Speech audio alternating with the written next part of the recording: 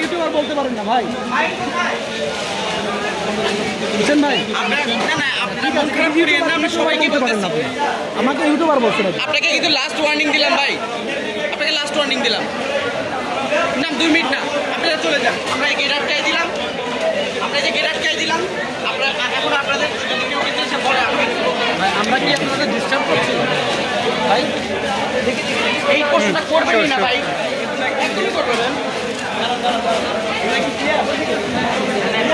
প্রিয় দর্শক, এটা হচ্ছে ঢাকা ইউনিভার্সিটি। ঢাকা ইউনিভার্সিটি স্টুডেন্টরা বন্যাতে নিয়ে যাওয়ার জন্য এই যে মালপত্র রেখেছে, দেখে